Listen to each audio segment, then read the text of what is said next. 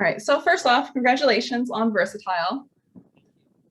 Um, so it's crazy because Pop Evil as a band has been around for so long. And in my mind, it's absolutely amazing how a band especially, can be so relevant and remain so popular. And what do you think is your guys' key behind that? Oh man, it's a good question. I don't spend a lot of time thinking about that, but I mean, I don't know. We just keep grinding. I think that's what the true modern day, rock star is nowadays. It's like blue collar mentality. It's just constantly trying to reinvent yourself. I mean, I think that's the true duality on this new album, Versatile. It's that battle between old school Pop Evil writing style and blended with the future of where Pop Evil's going. And not knowing where we're going is a part of the I think the motivation and drive that keeps us going. It's like, what's that song we're going to write next, or what's that song that we're going to be able to add to that set list to make our live show even that much more dynamic for our fan base. So, hopefully that probably has something to do with it, being open to just, not just live in the same box. And I think it's interesting now, like there's no category. It's not like you go to a music store anymore and, find your favorite band in the category on a shelf. It's like this playlist now. So you can constantly be growing. I mean, you don't even need an album anymore. It's so single based. So it's interesting. Obviously we feel very blessed that we're able to put out albums and vinyls, and it's still cool, but who knows for how much longer we'll be able to do that before it becomes more single mentality and based on streaming and playlisting. So, just trying to just keep push ourselves, man, for sure. Definitely. Like, I notice, especially on YouTube videos, a lot of people are commenting like, oh, like I haven't necessarily been a Pop Evil fan, but Versatile, like, oh my God, checks all the boxes. So I think that's a perfect way to describe how you guys stay so current, is you're creating this music that as time goes on, more people just become fans. And it's been a great success, it seems like. Yeah, no, that's right. I mean, I think you look back, this is our sixth album, fit 5 albums. I mean, we've had band members come and go. It's a part of the landscape now, like, because you have to, again, the modern day rock star is lots and lots of shows. The only way to really break band is people have to see live. So, life happens, it's a lot of sacrifice on band members and band member families. So, and again, in the previous albums, we've grown up, we've had to learn, take some chances on some songs, some things we thought would work, didn't, things we didn't think would work, did, so it's like, you kind of like shape it and put together, where your comfort zone is and where you want to stretch the boundaries. And certainly with it, I apologize. Oh, you're okay. Studios always buy warehouses and that, but it's just about not being afraid maybe to fall on your face or to upset people. You just got to find your path and trust in your musical journey will get you where it needs to be. So for sure.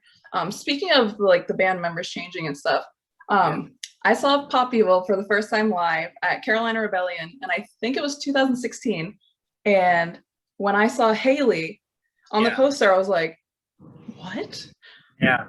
That's badass. Like a female drummer. Like, I think it's amazing, and I think it's done great things. I actually got to sit in on your interview with Grant Random for Sirius XM. And I love the way that you were describing how, like, since she's kind of come in, you guys have come closer, I guess, together as a band, and you kind of hang out more, like after shows and stuff on tour. Which, how happy are you that touring is starting again?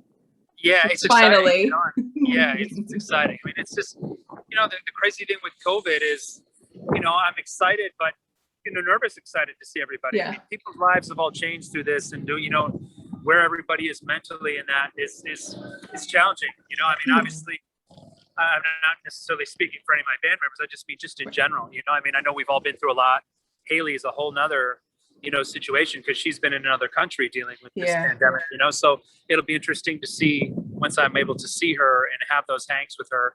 What her perspective has been on all this. And, but yeah, we're definitely excited to see each other in the flesh and, give each other hugs and, share those moments that we have on stage together. And, we're excited, but at the same time, it's unknown territory. We're all just kind of going along with it. How's that going to shape? Our fans going to be, open to all come back like nothing's happened and go back to normal? Or is it going to take, you know, a little bit more time, or is it going to be per city based? You know, like in one city it's a little more open than the others. So it's even traveling down. You know, I'm in Nashville for the next few weeks. So it's like Michigan. You know, where I'm from originally is still you're allowed to have the masks off for the most part, but still people wear them like crazy. You know, you come down to Indiana, just a border away, and nobody's got a mask for days. You wear the mask, you feel oddball out. So it'll be interesting how fast this either continues, or how long this continues, or how fast it goes away. Who knows? You know. So we'll see. When it came to writing Versatile, was there anything specific that was going on that kind of prompted the writing of the songs? Like you've got Set Me Free, like Breathe Again. I feel like there's a good theme throughout the album. Like, is that like a point? Like, was there a purpose to that? Like, well, I think this business has a lot to do with influencing me. You know, the whole rock and roll is dead, or just how challenging it is. You know, I mean, I think maybe even the way that the secular world has held rock and metal back a bit. You know, I mean, it's like we come from that country that prides itself in freedom of speech, but somehow the people that speak rock and metal, our voice matters a little less. Just kind of, you know, it's hard to not, you know, take your mind to those dark places, and how that can sometimes be frustrating for you or your band family, you know. So, and then just dealing, you know, being away from your family and friends, you know. I mean, this COVID experience on a positive has been awesome to reconnect, and, you know, for our whole adult life, at least for our band, you know, we've been gone. We literally grew up on the road. So to be back now as adults or young adults, you know, to be back with our family and friends, we haven't seen them in 20 years, you know, literally where we were living with them, you know. So it's been different. It's been a challenge, but you know, again, it's just part of it. I think that's what makes the rock music so important, is because it's always so organic. It's always from a natural place, and you just see it's interesting. You know, interestingly enough, all the songs started in, you know, maybe a place in my head or where it was going, but for the most part, they all mean totally different now to me. Now with this pandemic, you know, having kind of ravaged our whole year, and you know, kind of taken our mind to different places. So what these songs meant to me early on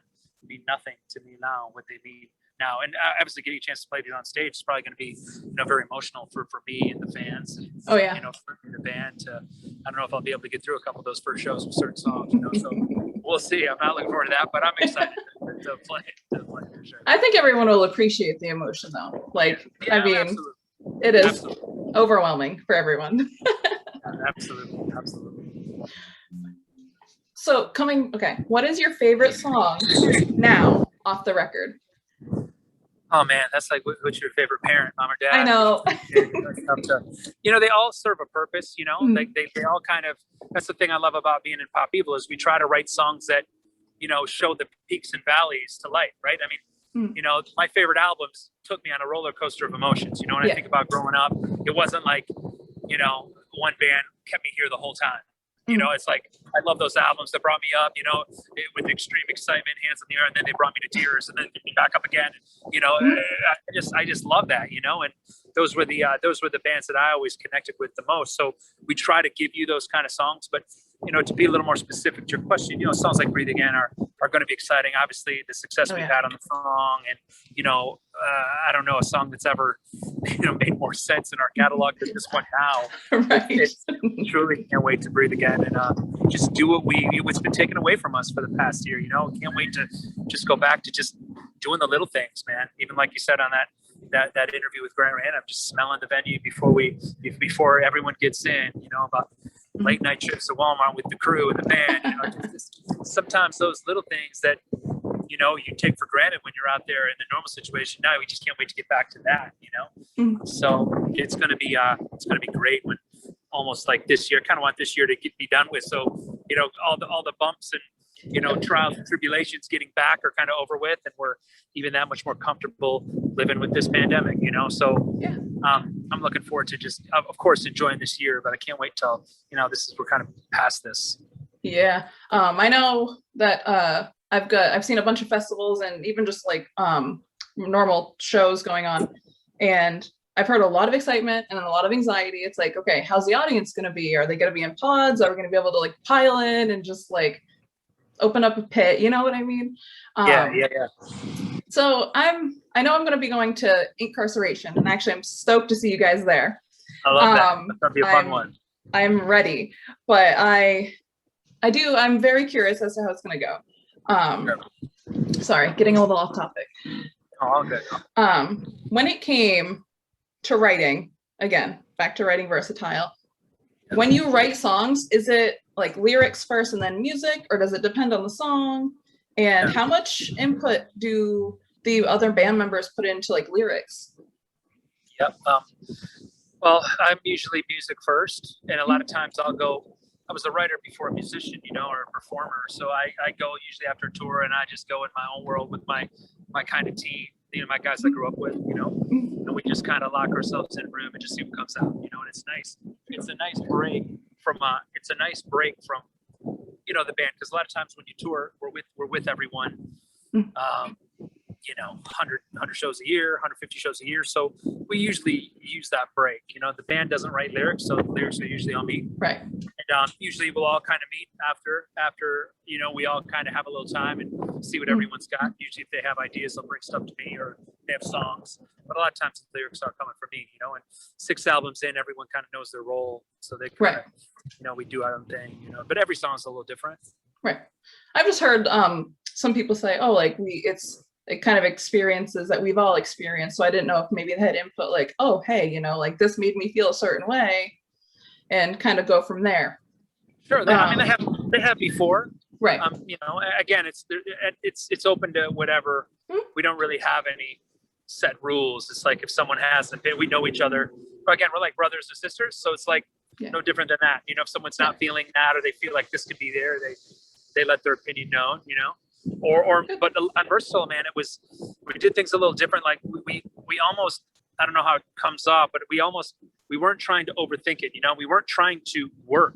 We were trying to be organic and let it be natural. Like we felt like the previous albums were a lot of work, right? It was like, you got to do demo process and wait a year. And then now you have to, we're 15 to 20 songs into some other new stuff. And then we got to go back and re-record old stuff again all over. Cause so it's very daunting. It's a bit tiresome, and it doesn't lead to positive energy. It's almost gets old, So a lot of times we wanted to embrace the demo stuff to let people digest the stuff on the spot. And again, a lot of times our family and friends will listen to these demos and they'll be like, it's my pet peeve, right? It's like, oh man, the album stuff sounds great, but I still love the demo. And so you're like, it's like, So we were like, look, there's got to be something though special about demos that people want to hear, people I would want to hear when the song, like when Breathe Again was first born, you literally hear that, on a lot of these songs, those are the first and second takes. That was the first weekend or the first 2 days of recording it. We kept it, we made sure obviously the take was good and would for the most part, as long as it was dialed in, we weren't going to try to re-record it 6 months later. It was like, look, that was it, that we knew we liked this demo because of that or this, and let's keep that and build around that. So, once we started to do that, we were having more fun. The energy was positive, and we had more time to, spend on guitar tones and drum sounds, and how are we going to mix the compression rates on different microphones. And we got to kind of geek out a bit. More than we haven't on previous Pop Evil albums, and you definitely can hear the difference. I don't care what anyone says, Versatile blows away. Our whole catalog. Not that the songs are bad. It just from a production standpoint, we were just having fun in a different way that we hadn't experienced before. So certainly for me, it's the best album from that perspective. And it gives you the ultimate yin and yang Pop Evil style of the heavy that, we've done heavy elements on this album we've never done before. And of course, the experimental was the most experimental we've done before with songs like Work, So, it was just, again, we were just having fun. We weren't trying to overthink, if fans were going to like it or not. We were liking it. And I think it needed to start with that.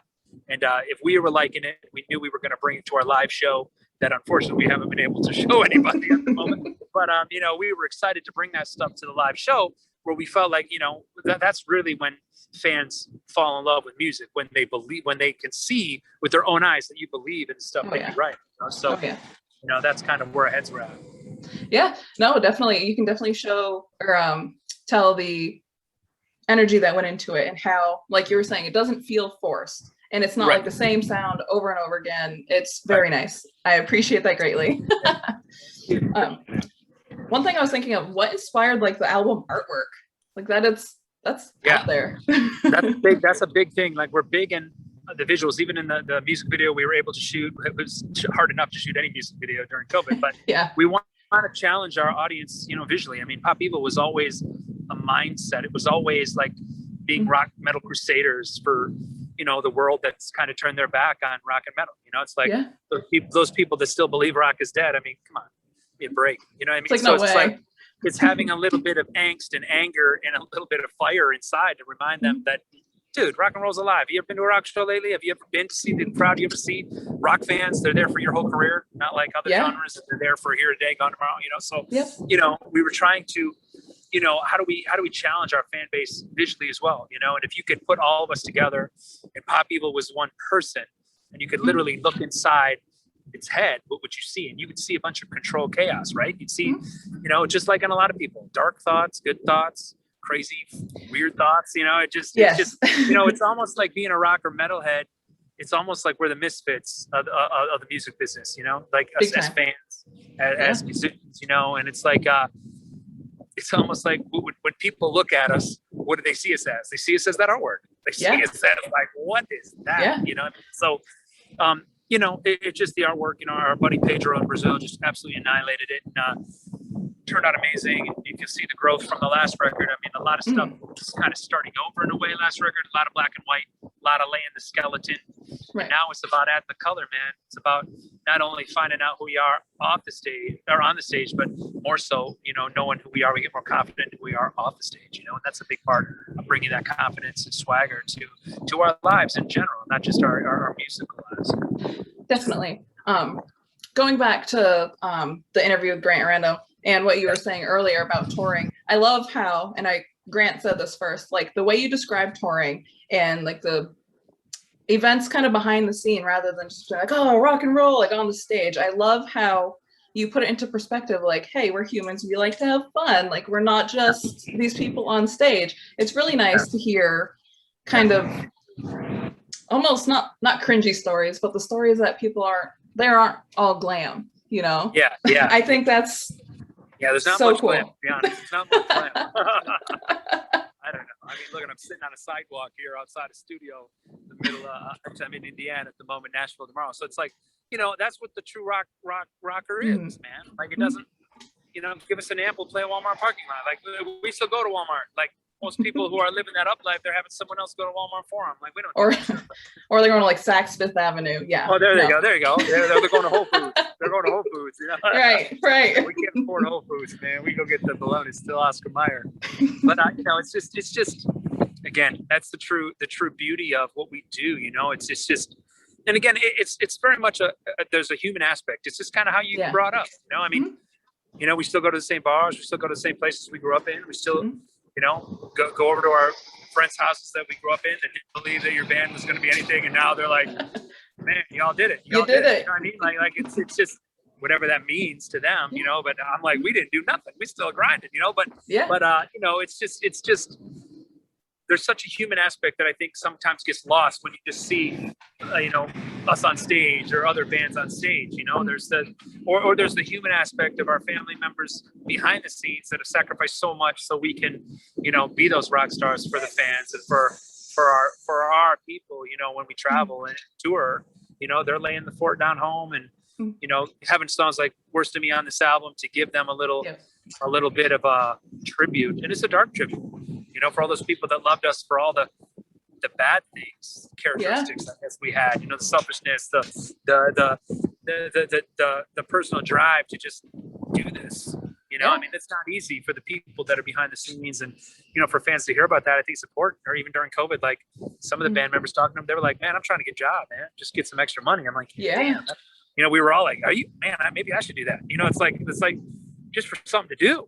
I mean, it's like, okay, well, when are we going to go work? So it's just, I think fans, they think just because they hear us on the radio, they think we got millions and millions just sitting in these bank accounts. It just doesn't work like that. Modern day rock star doesn't get that kind of that financial gain, which is great. No. We never got into it for that anyways. We got into it to play shows. So once COVID took that away, then it stung a lot of us. So that's the situation we're all in. I know Hayley had been doing a lot of stuff kind of with mental health and drumming. And I think that is huge because I feel like in the music world, I mean, now it's getting bigger, but there's not enough talk about how to like how to say I'm not okay and it be accepted. So when it comes to influence, like people who influence a lot of the population, it's good to hear them talk about that and be like, hey, you know what? We're not always okay either. And that's it's okay. Musicians are in dark places a lot. I mean, you see the lyrics, you hear the songs, where they come from. I mean, we all struggle with our own. I guess you can always. It's always good to treat your mental health and awareness to make sure your mind's right and look. I mean, just life in general is hard, So I mean, and I think that what fans don't realize with us is the music for a band is 1%. 99% is living with each other. You know what I'm saying? And being on that bus. You know what I mean? And it's very challenging, very challenging. And most bands that have tour buses will tell you they're lucky to have them. It's a very, very, very expensive band. It's a very big band expense that, it's a luxury for a band to have that, but it's still like a prison, So mental health is it's real. It's definitely real in life, and it's real certainly with musicians and touring musicians especially. So it's great to hear Hayley, trying to be proactive to bring some kind of positivity to her fan base and the people around her, and of course the pop people faithful as well. So she shows you what kind of character she's. A very person. She's a great human being, and she's got a lot of love for people. And I'm excited to get her back in my life to jam with her and let that happen with the rest of the band as well. And get back to love. Do you know when she's going to be able to come over? Like, is it going to be when? That's just it. We're trying hard. I mean, there's a possibility she won't be able to get here, for who knows how long. But then, of course, there's a shot that she'll be here right on. Fingers crossed. So again, but it just, who knows with these COVID things and this pandemic travel, it's just out of our hands, But I mean, Hayley's ready to go whenever, and we got a bunch of guys and band members and that are around the area, and people that we know, friends that would step up and carry the weight. Because that's the thing, we want fans to understand is we're going to play, whether there's one of us or all of us. We're going to come out and do these songs, and we're going to always tell our fans what's up and this is what's going on, and just tell them. And we feel like if we do, we have the best fans on the planet. They'll be understanding. Sure, we want, in a normal situation, we want everyone there and healthy and safe, but we have to do what we can with the cards we're dealt at the time. And the first things first is Pop Evil, the entity, the brand, the band needs to get out and get these songs live for people to enjoy and to help. I mean, let's be real. There's a lot of negative in the world right now, and these songs can certainly help. Hopefully, bring some positivity to a lot of people. And we got to get as many band members as we can to line up to get this dialed in. And as of now, everyone's ready to go. It's just, I think the powers that have no control over the band members, if those all go into play, then everything will be good. If not, then we'll just have to juggle it till we can get everyone back there and safe and healthy and just do what it is. Right. With touring coming up, where are you the most excited to perform? Or are you just like, I mean, I know you're excited to get out in general, but festivals are great. I mean, this is the best time to tour anyways, outside. That's why I love doing these videos outside, man. It's exciting. So to do any show outside, like you said, Incarceration will be great. It's been a few years since we did that. We got some great shows coming up with Shinedown and President Shinedown. That'll be great to see them guys. And anything. We're more excited to see our fans, hear people sing back. I'm excited to hear to play Breathe Again for the first time, and people singing the song back for the first time before we even play it. For normally we play a song and then it becomes a hit, then people enjoy it with you. Now, I'll shoot probably more than Breathe Again. People are going to be singing before we've even ever played them together on stage as a band. So I'm excited for that dynamic. That'll be interesting. But, tell you what, the first time I heard that song, I got like major goosebumps, and I was like, oh, this is going to be amazing. I am so ready. I plan on being up on the rail when you guys perform and being like, yes, I miss I'll this. Be pointing right at you. I'll be pointing right at you. Yeah. I'll be pointing at you. That's my girl. There she is, rocking. I love it. I look forward to it, and I really hope Hayley can come over, like on time. Yeah. And I don't know. I am just honored to have this interview with you. Thank you so much for taking your time out of your busy schedule. Hopefully next time in person, right? We'll do another one in person. Oh yeah, definitely. That'll be good. Cool. Well, Leigh, it was nice chatting with you. Absolutely, man. Absolutely. Hopefully I'll see you on the rail then soon. Oh yeah, definitely. Love it. I love it. Awesome. All right. You have a good day.